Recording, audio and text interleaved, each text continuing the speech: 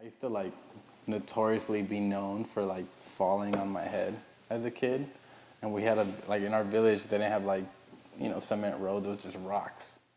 I think I was too prideful to land with my hands. And, I think from even transitioning from one country to another, not knowing the language or the culture, I think that's where a lot of just like my hustle and my mentality comes from, where it's just like I'm not afraid to do a lot of things or start a business in the middle of a pandemic just because like I saw my parents, do similar, if not more extreme things as a kid.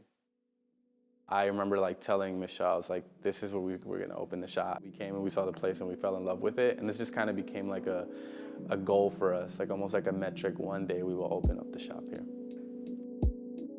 My name is Mag Rodriguez. I am the co-owner of Maranta Plant Shop, which we are in right now in Bronzeville, Milwaukee. I started to like plants around the time we launched this business. Michelle is very passionate about plants. I'm more just passionate about building community, access, building generational wealth for Black and brown folks, and really just like helping motivate other people to just like, take that leap forward. My name is Michelle. I'm one of the co-founders of Maranta Plant Shop. Growing up, my dad would always, he has a garden at home, and so he would always teach me how to grow vegetables. I just love watching them grow and like taking care of them. It kind of reminds me to take care of myself on a daily basis.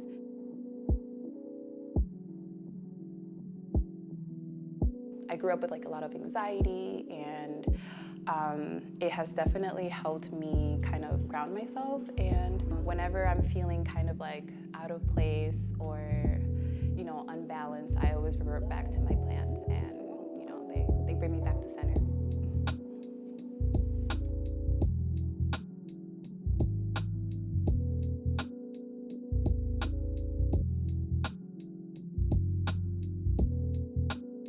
This community has definitely held us up, and it inspires me every day to keep going.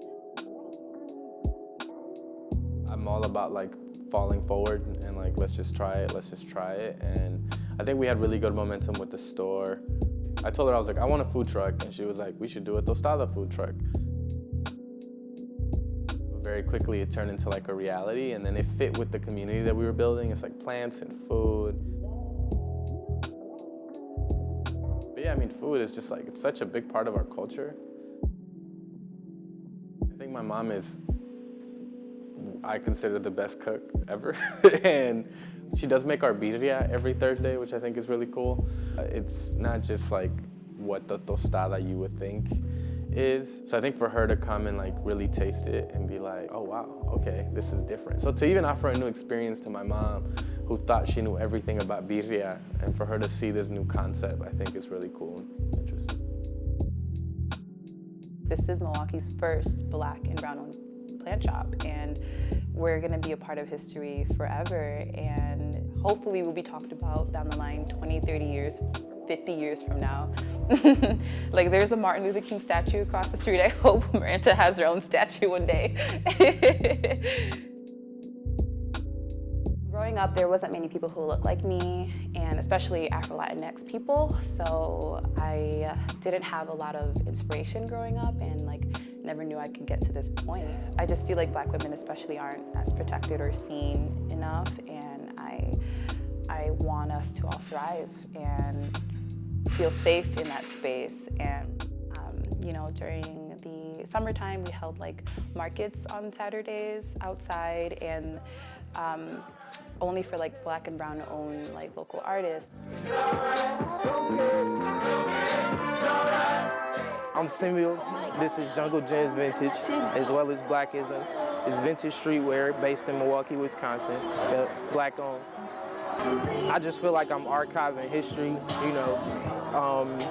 It's a lot of stuff that get lost in time, history get rewritten. I think we do our best at, keeping the facts and keeping things in circulation. I'm just hoping that we can make a name for ourselves. I think that once people start giving us our recognition and respect, then more people will feel inspired to open their own businesses or go out and perform or make their own jewelry line or their own clothing line. I feel like I wish I had somebody tell me like I'm enough and that like you can be successful. Like this is not just some hobby. Like you can teach people, you can give people something that they don't have. Like I want to give what I've been given the gift to other people because it does matter. It's small, but I think it's so big. I feel like we've been told and taught that we have to like either silence ourselves or like there's a limit to our growth or what we can do. And I even had to unlearn that, you know. I didn't know that I can be a business owner. I didn't see that happening for me. At least once a week, me and Michelle will look at each other and be like, we own a fucking plant shop. Like, it's the, I think there's still times where it feels a little surreal. It doesn't make sense. But it's like, we own a plant shop and it's really cool. And now we own a food truck and soon we'll own a bar. It's great, it's a great feeling. I think owning something that I technically don't own either, it's such a community thing. What I need to start saying is like, I don't own a plant shop, I've created a community. This is just the beginning, you know, like we have so much planned for this space and for Milwaukee.